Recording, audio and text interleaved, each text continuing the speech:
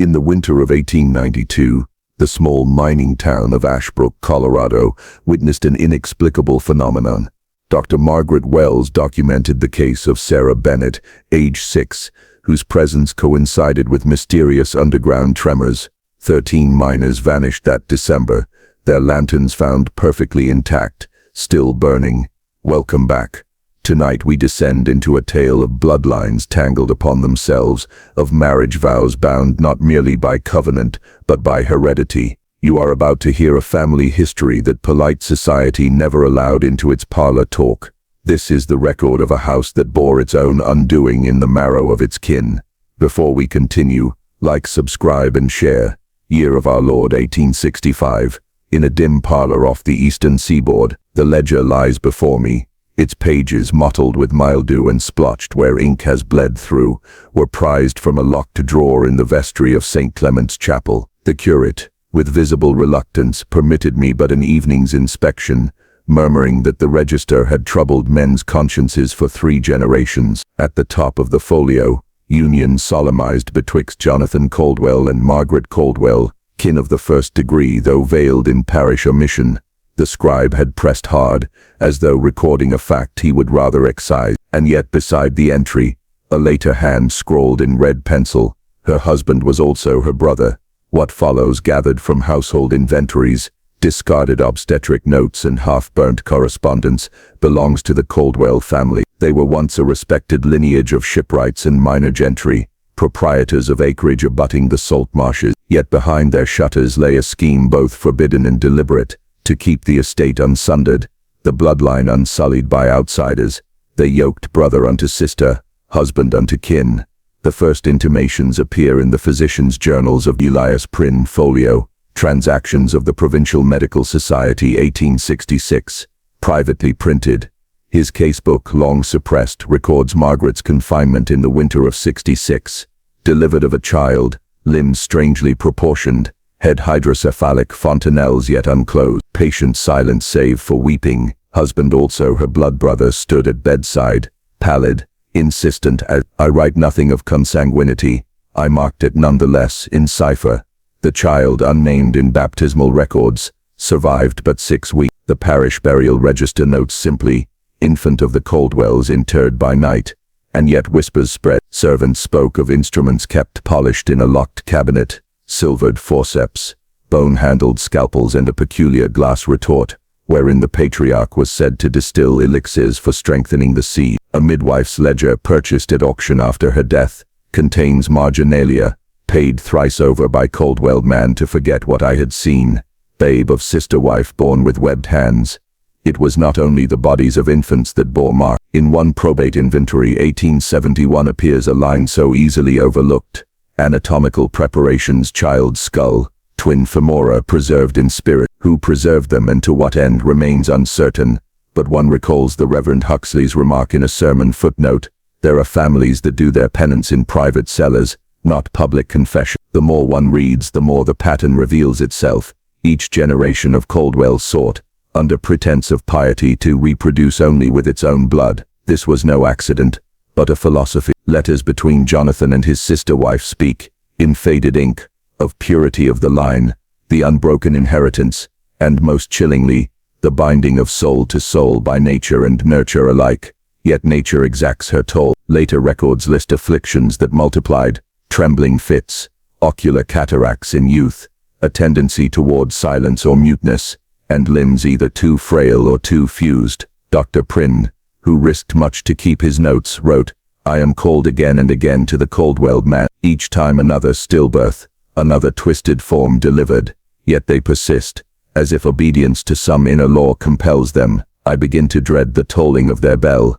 Among the archives of the provincial hospital, there is a folder marked withdraw. Its catalogue entry has been stricken, but in a forgotten drawer remains a single slip, case series anomalous births in a single lineage redacted. It is thus that I come to you tonight, with fragments of testimony, with records that institutions sought to bury, with the uneasy sense that the Caldwell experiment was less aberration than intention. Their house still stands, half-rotted by the marsh, windows blank as socket. Villagers will not tread near it after dusk. Somewhere inside, it is said, lies a trunk bound in iron, Within ledgers no parish dared retain, notes no physician published, names no family wished remembered, and though decades have passed, there are still those who swear that upon storm nights the bell of St. Clement's tolls without a hand to its rope. This is only the beginning.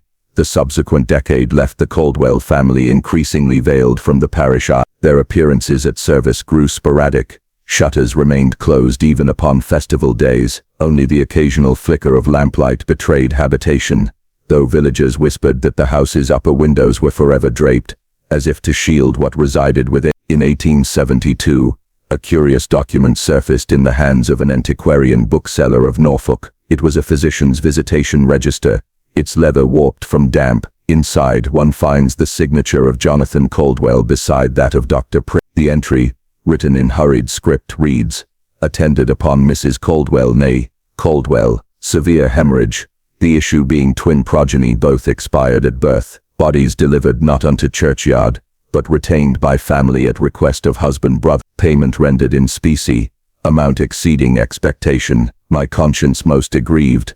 The marginal note, clearly written later, states, "Specimens to be preserved, do not discard." This is no isolated testimony. A surviving fragment of correspondence, singe-marked, perhaps salvaged from a fire, was addressed to a London supplier of medical instruments. "Sir, we require again the jars and spirits, as before, with the utmost discretion. The specimens are of delicate constitution, yet invaluable to the inquiries we have undertaken. Pray send to the Caldwell estate by night coach, marked only as household tonic." The implication cannot be evaded. The family did not mourn its malformed offspring as one might expect. Rather, they curated them as if each represented some vital clue to a riddle of flesh and blood. More chilling still is the so-called midwife ledger of Agnes Rowan, which survives only in transcript. A line therein reads, "Summoned to house of Caldwell for delivery, infant emerged with spine cleft and eyes fused as one. Lady Caldwell near mad with grief. Husband insisted the child not be shown outside. Paid thrice my rate to keep silence." This was not the first. Agnes's notes descend into a kind of trembling hand, suggestive of horror she dared not fully voice. Even beyond these intimate accounts, the family's estate records betray their obsession. In a probate listing, year 1874, alongside the usual tally of linens, silverware and acreage, appear odd inclusions: 4 cases, glass retorts, 1 iron-bound chest of preserved anatomical curiosities, phrenological calipers, volume of Lamarck's treatise. What purpose had these in a country household save one of secretive study?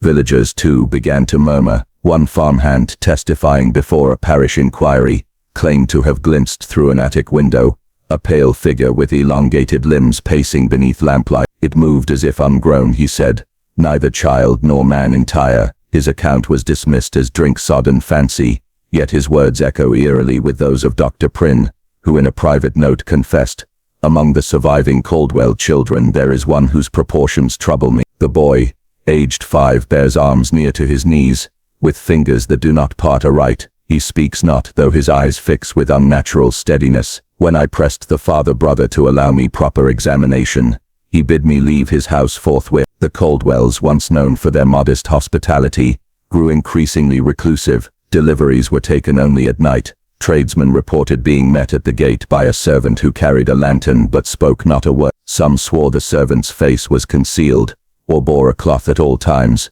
though none could say why. The community, sensing but not daring to name the truth, began to regard the estate as a place set apart, accursed, though unacknowledged. Even the curate who once permitted me a glance at his registers wrote in a moment of candor, "We dare not ring their names aloud. To do so feels a profanation." Among the most disturbing fragments is a note affixed to the cover of a hospital casebook, its ink blotted.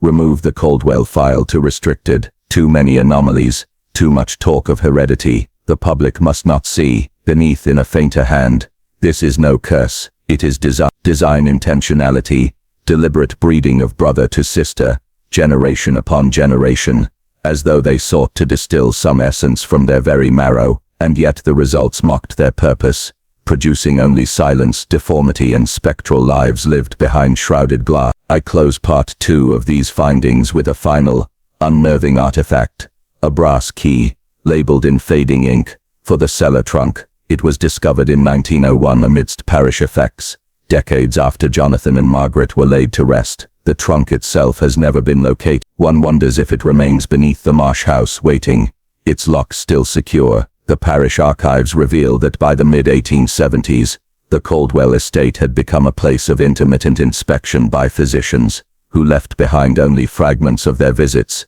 as if fearful of full disclosure. The most illuminating of these is the Prynne manuscript, a sheaf of foolscap pages, never formally published but annotated in a private hand.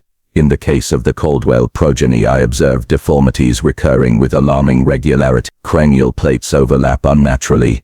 Digits appear fused in one specimen, jawbone cleft to the very hinge. There is here no random misfortune but a hereditary principle. The brother-sire maintains a tone of rational inquiry. Speaking of the purification of bloodline, I endeavored to reason against such folly, but he produced from a trunk glass jars containing the failed issue, each preserved in spirits. Their faces stare at me still. This manuscript bears a library stamp, property of the East Anglian Society of Surgeons, yet the society disavows all knowledge of it.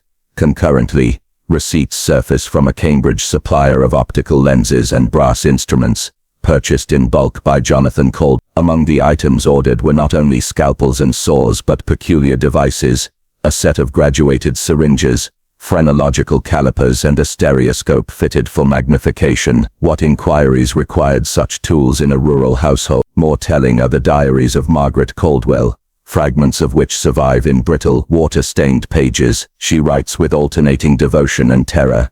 Jonathan insists the children be studied as specimens, not pitied. I hear their breathing in the night, shallow and raspy. Our daughter does not close her eyes even in sleep. He says she is a miracle, but I fear she is a punishment. I have ceased to enter the nursery. Later entries lapse into near incoherence.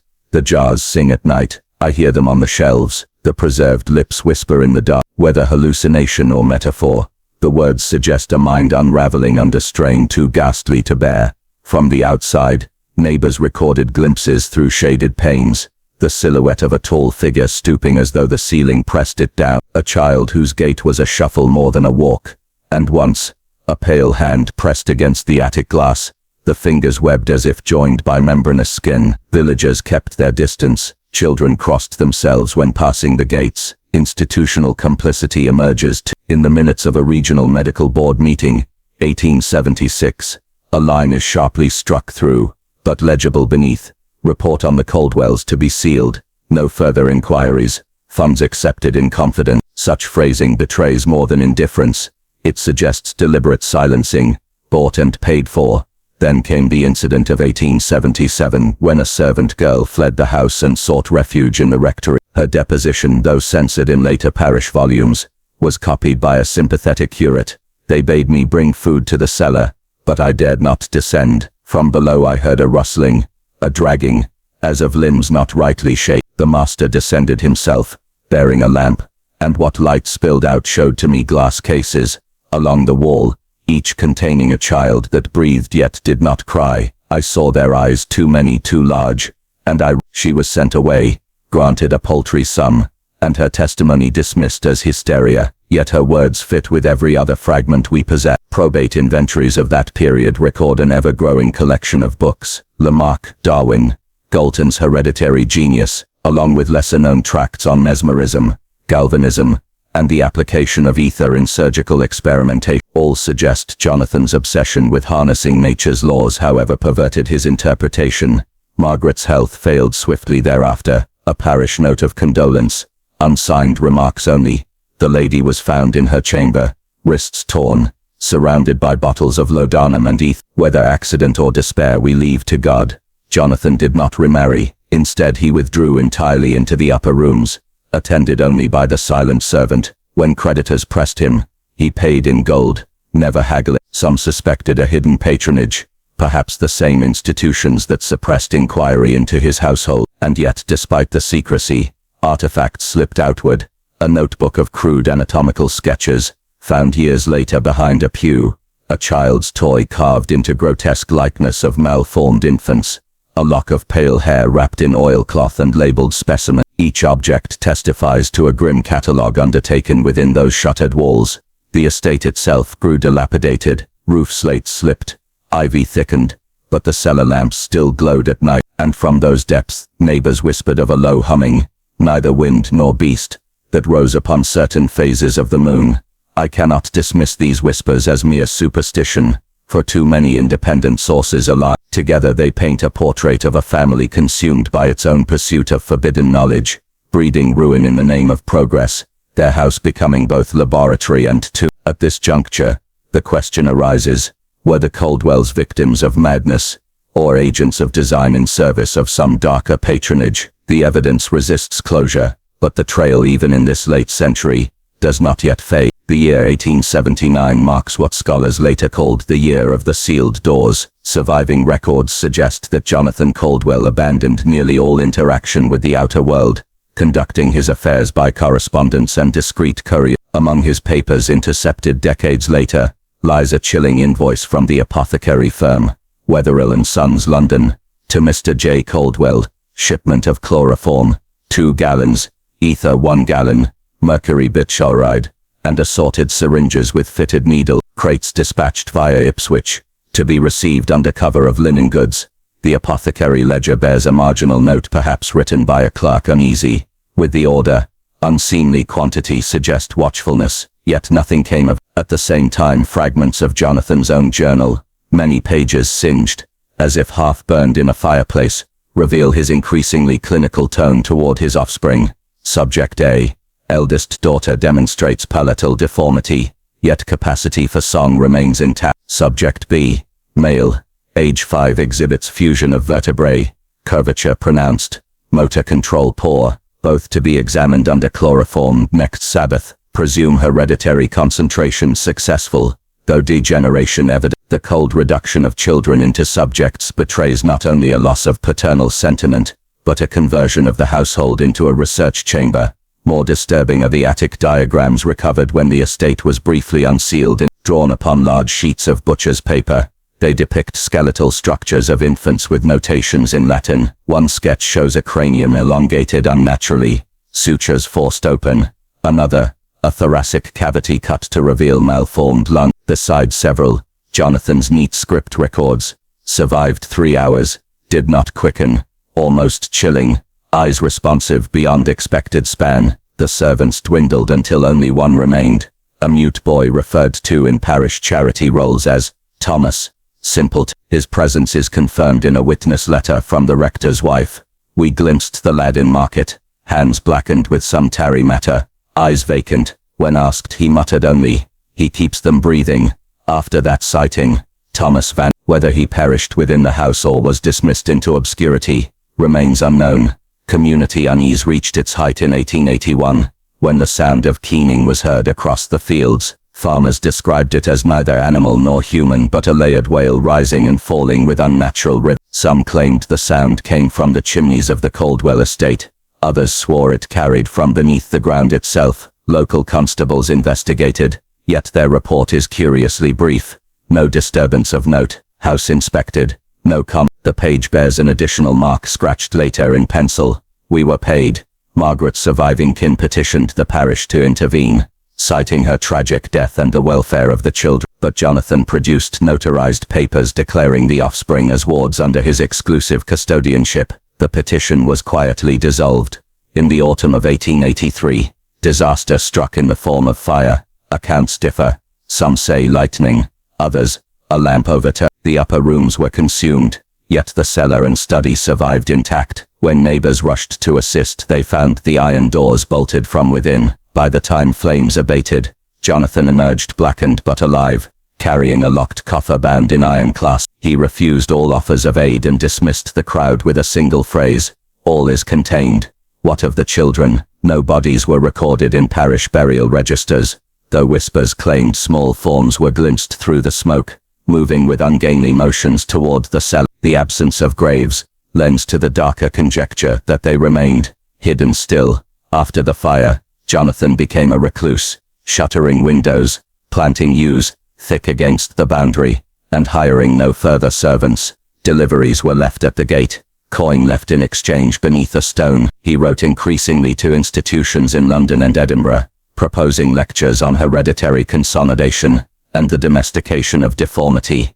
but his letters went unanswered, or were returned unopened. One missive, preserved in the archives of the Royal Society but stamped refused, reads, "Gentlemen, you are blind to the truth, that degeneration is but the mask of progress. In the fusion of sibling and spouse, the blood finds purity, the essence of form repeated until it refines. You condemn me now, but posterity shall regard me as architect, not aberration." His handwriting at this stage grows uneven, blotched with ink as though trembling hands struggle to maintain composure. In the village, the estate became known simply as the closed house. Children dared each other to touch its gates. None lingered long.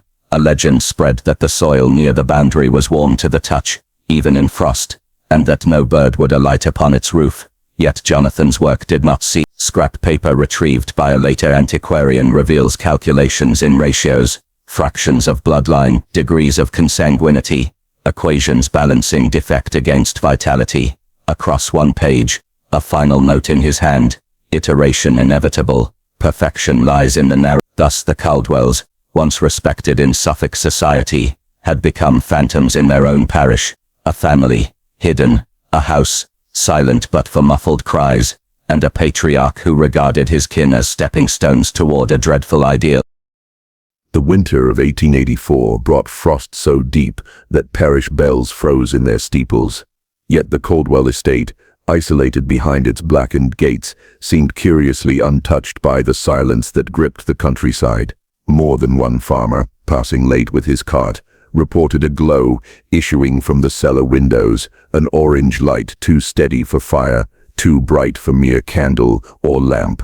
Some swore it flickered like the glow of furnaces, yet without smoke. In that same year, a peculiar document surfaced in the vestry chest of St. Bartholomew's. It was unsigned, written in an unfamiliar but scholarly hand, addressed simply, "To whomsoever cares for posterity." The paper describes, in chilling calm, a procedure of circulatory transference performed upon the Caldwell's youngest issue, age indeterminate.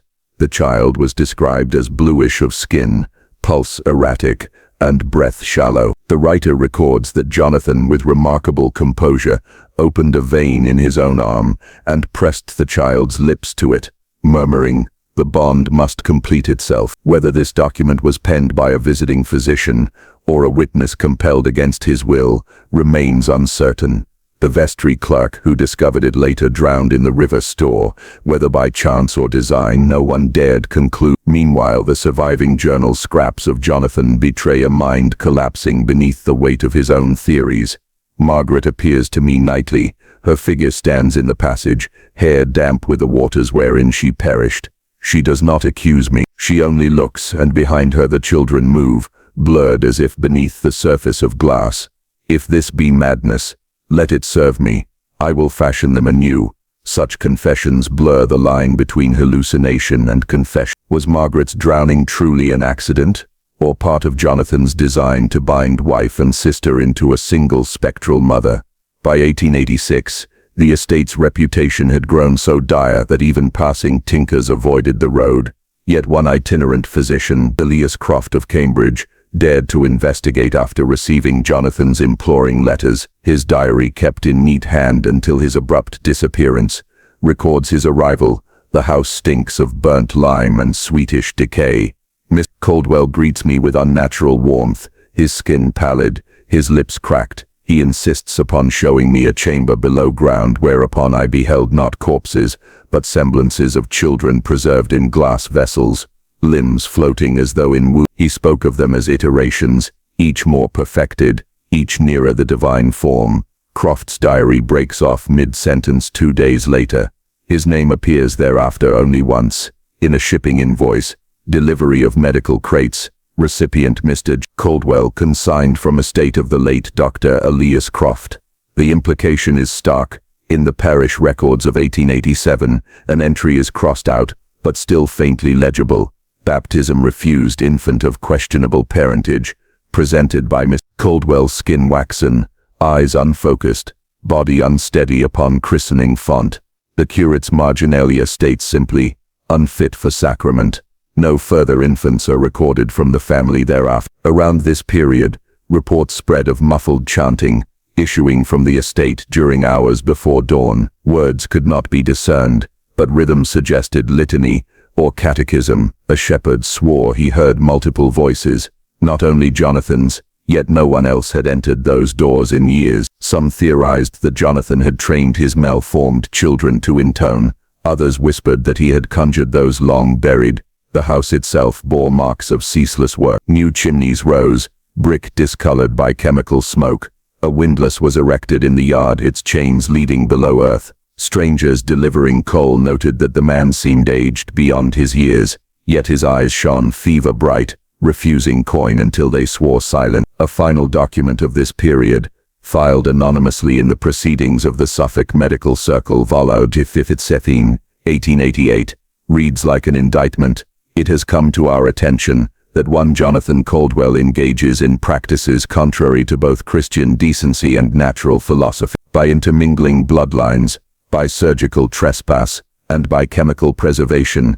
He courts monstrosity in pursuit of an imagined purity. If unchecked, his house shall become not a dwelling but a laboratory of unending grief.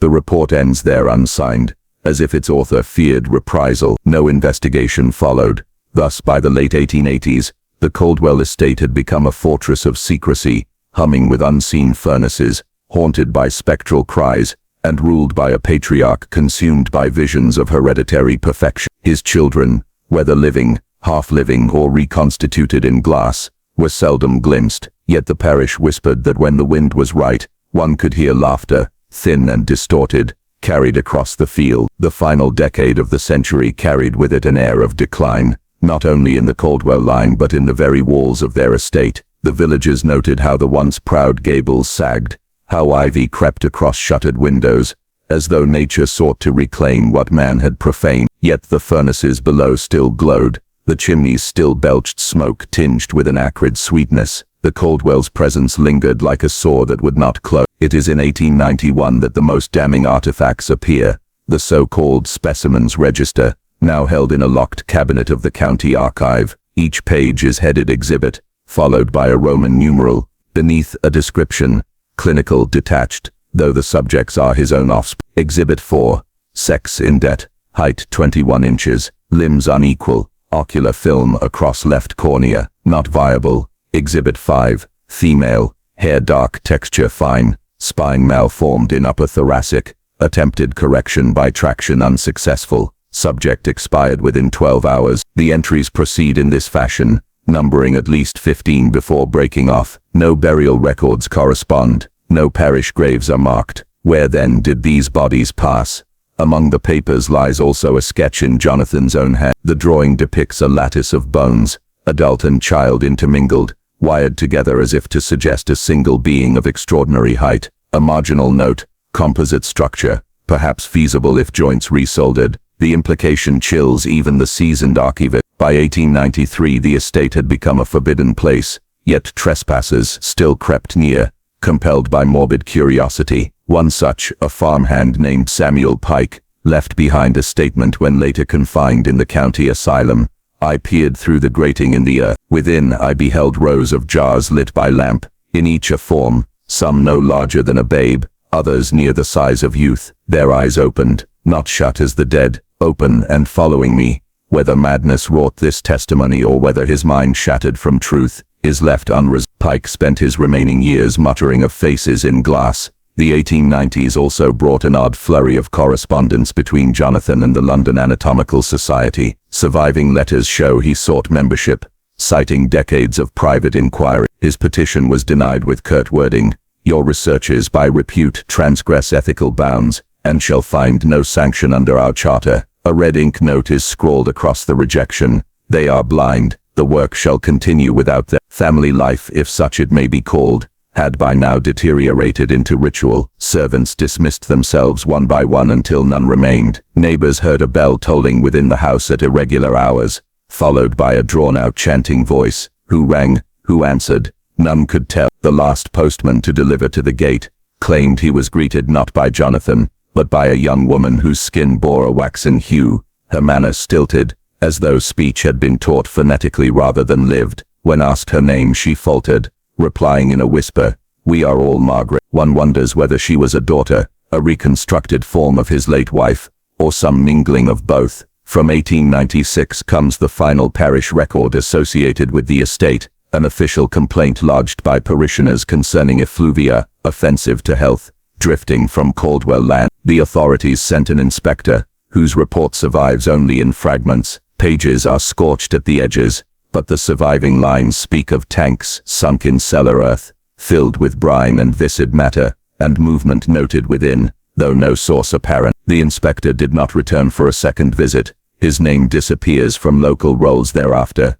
After this, the Caldwell papers fall largely silent. A single probate inventory in 1899 lists only furniture, books and scientific instruments of no commercial value. Yet a penciled annotation from the clerk reads, "Books damp, margins rotten, some pages deliberately excised." The estate itself stood vacant by the turn of the century. Children dared each other to touch its iron gate. Inside, dust lay upon broken glass vessels, upon charred crucibles, upon the remnants of sketches never completed. Yet the sense remained, as one early 20th century visitor wrote in a private diary, that something still breathes within those walls, as if the very air remembers the experiments committed there. The line of Caldwells dwindled, recorded deaths outpacing birth, yet the parish registers contain certain anomalies, names half-inked, then crossed away or replaced by dashes. Were these stillborn? Were they specimens never meant for christening? The record refuses to yield clarity. What does remain clear is this: by the century's end, the family had passed from scandal into legend, their deeds half-remembered yet never wholly extinguished. The villagers whispered still of cries borne on the wind, of glass that glowed beneath moonlight, though no lamp remained lit, and the question haunted every hearth: what had Jonathan truly achieved? A lineage perfected, or a brood so malformed that history itself conspired to erase them? The end came not in a single stroke, but in a slow unraveling, as though the Caldwell estate itself conspired against its master. By 1901, Jonathan was an old man, yet his letters, those preserved in brittle onion skin paper, show no yielding of obsession. His hand trembled, ink blotched, but the words remained fervent. The marrow is the key. In marrow there resides not only heredity but memory. If it can be transposed, so too can lineage be corrected. The notion, grotesque as it is, finds some echo in contemporary journals of physiology, though none would dare apply it so literally. In a tattered notebook now catalogued as Caldwell 45, he describes extracting marrow from the long bones of deceased children, and attempting grafts into the living. The language is maddeningly euphemistic. Donor vet provided substance sufficient for trial. Recipient sustained infusion, yet convulsions followed. No recipient is named. The neighbors began to notice foul water flowing from the brook below the property, a discoloration like rust mixed with fat. When cattle refused to drink, suspicions grew, but still no constable pressed beyond the gates. Fear of contagion, be it physical or moral, was enough to keep them back. A rare visitor did breach the threshold in 1903, Reverend Halloway, charged by the diocese to counsel Jonathan on matters of confession. His diary, preserved in the cathedral archive,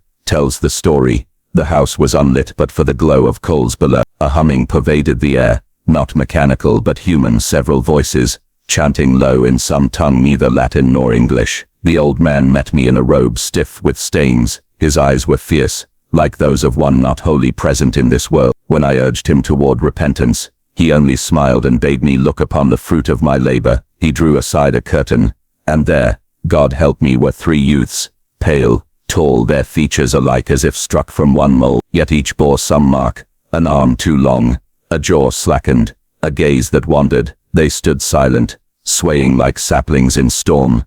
The Reverend fled, refusing ever to return. He lobbied that the estate be condemned, yet the magistrates, citing lack of evidence and unwilling to provoke scandal, delayed. Halloway died 2 years later, his final sermons marked by wild warnings of families remade in their own corruption. Meanwhile, Jonathan's own children, those who survived infancy, either vanished or perished young. Parish death registers list 2 daughters, Margaret and Eliza, buried within weeks of each other in 1904, both scarcely 20 years of age. Cause: decline of the. Whether this was phthisis, or something less natural, none could say, yet their graves were oddly small, the markers leaning as if pushed from beneath. Then in 1906, fire gutted half the Caldwell estate. Accounts differ. Some say lightning struck the roof, others that lamps overturned in the subterranean chambers. Villagers swore they saw figures fleeing the flames, tall and stooping, their limbs gleaming wet in the firelight. Yet when the ashes cooled, only Jonathan's body was recovered charred, but identifiable by the brass spectacles fused to his skull. No trace of the others. The county attempted to sell the estate, but buyers recoiled. Too much rumor clung to those stones. The halls remained shuttered, rotting in stages, while papers sifted out into private collections, some surfacing decades later in auctions without provenance. A set of rusted forceps marked Caldwell turned up in a London curio shop. A box of slides still sealed appeared in a museum basement in 1940, each slide bearing tissue labeled with initials corresponding to family names, and a glass vessel, clouded with time, was seized in 1963 from the attic of a collector in Bristol. Inside was preserved a child's hand, impossibly elongated, its nails thick as horn. As late as 1977, hikers reported strange cries near the ruin. A folklorist recorded the testimonies, voices like children calling for mother, yet distorted, doubled as though echoing from within a hollow chest. The ruin was fenced then, its foundations buried beneath a new roadway, but folklore does not respect fencing, nor does memory. Even now, sealed boxes remain in county storage, their contents unexamined for fear of contamination. The labels are stark, bone marrow experiments, unverified. Each crate bears the same stamp, property of St. Luke's Infirmary, 1902, on loan,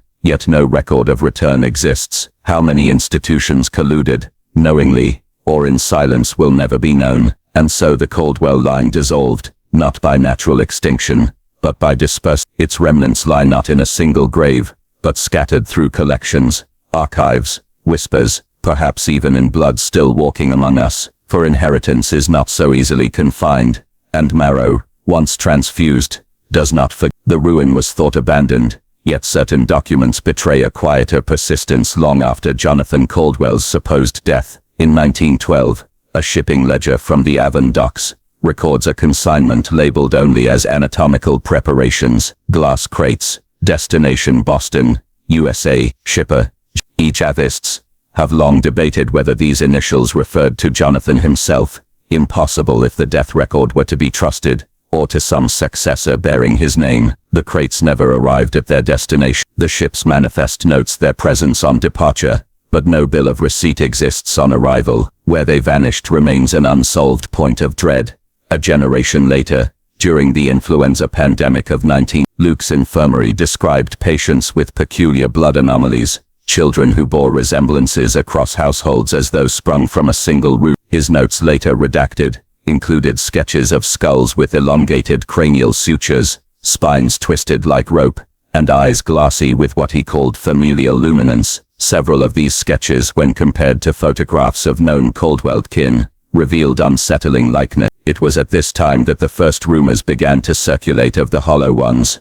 A phrase found scrawled in the margin of a parish diary, the curate wrote, "They do not speak but hum, they do not die but fade. I fear they seek houses of the sick, for marrow draws marrow." His words were dismissed as delirium, the ravings of a man fevered by the plague. Yet the pattern of disappearances during that year, children vanishing from infirmary wards, infants gone from cribs, was never accounted for. By 1930, the Caldwell name had vanished from property rolls, but its shadow endured. A letter from an antiquarian in Bath to the Royal Society of Medicine describes acquiring a curious folio of obstetric diagrams, hand-inked and water-damaged, bearing the initials. The drawings were not of delivery alone, but of deliberate interventions: skulls trepanned, pelvises widened by saw, cord blood siphoned into vials. The antiquarian sought to publish these as curiosities of bygone medical folly. Instead, the folio disappeared from his estate upon his sudden death. Only a single plate survives,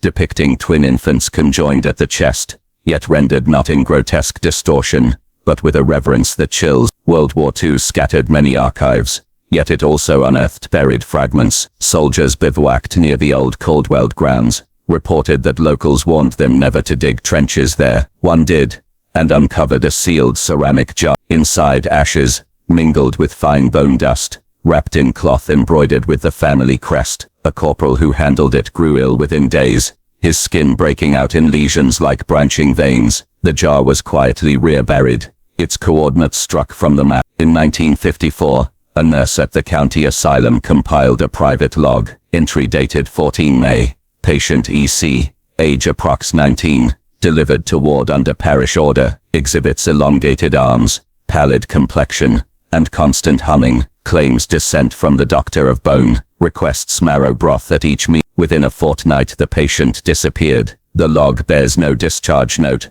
only a blank space where the line should continue, and in the late 1960s, the British Library itself received an anonymous parcel, a bound book of calfskin, its pages thin as onion. The cover bore only the title Hereditary. Inside were genealogical trees, branching not into names, but into traits, jaw shapes, eye colors, spinal curvatures, reproductive anomalies, meticulously charted across a century. At the base of every tree, the book was catalogued, then withdrawn, stamped access denied until no reason was given.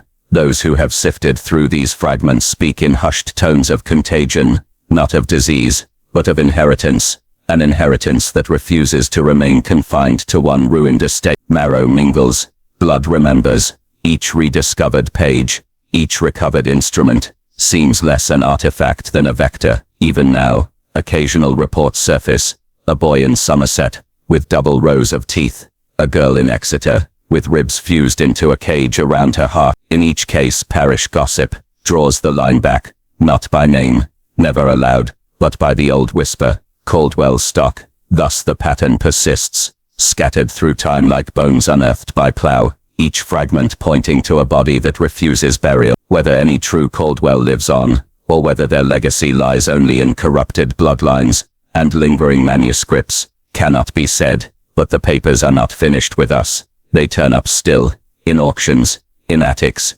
in sealed university vaults, and each bears the same faint watermark, property of the family. The last part of the archive is not written in ink, but in whispers, accounts too scattered, and fearful to be preserved officially, yet persistent enough to form a pattern. I set them here as faithfully as one may transcribe trembling recollections. In 1977, a schoolteacher in Wiltshire reported a pale boy who enrolled mid-term without a transfer record. He spoke little, but his writing curious, looping script resembling 19th century hand, filled exercise books with anatomical drawings. The boy vanished before inspectors could interview him. His desk, when prized open, contained a folded paper labeled brother, husband, daughter, no family name attached, yet in the margin, the same crest once pressed upon Jonathan Caldwell's probate documents. A decade later, in 1986, a private collector in Oxford advertised for Caldwell relics. In a discreet circular of the antiquarian trade, he claimed possession of a brass obstetric clamp engraved with initials, J.C. He died of septicemia within months, though his injury was no more than a scratch upon the hand. The clamp was never located among his effects. Then in 1992, a parish renovation unearthed a time-worn coffin, with no nameplate, only a strip of vellum, wrapped around the femur within. Its ink was faded, but under ultraviolet lamp revealed the line, the family must remain whole, even as flesh decayed. The coffin was resealed under instruction of diocesan authorities. No report was made to the public. By the early 2000s, internet forums began to circulate rumors of the Caldwell file, a digital folder, allegedly containing scans of the Hereditary photo withdrawn from the British Library. Accounts varied. Some claimed to have glimpsed grotesque genealogies.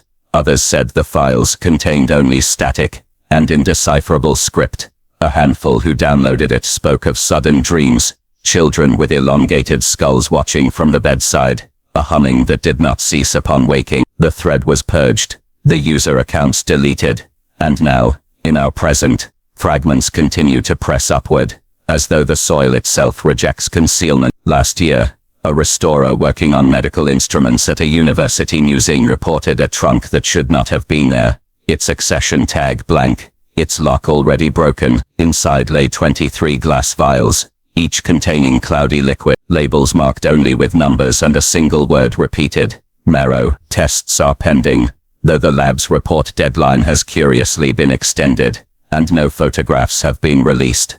I close this chronicle not with resolution, but with a recognition that endings are not allotted to us. The Caldwells, or that which the name conceals, remain threaded through our records, our bodies, our silences. Perhaps their curse is no curse at all, but a persistence of design, seeded in marrow, and carried forward by those who never asked to. To speak plainly, you are reading this now because something wished you to. Every suppressed page, every vanished crate, every humming patient, converges toward the present, toward us, toward you. The whisper does not end. It waits.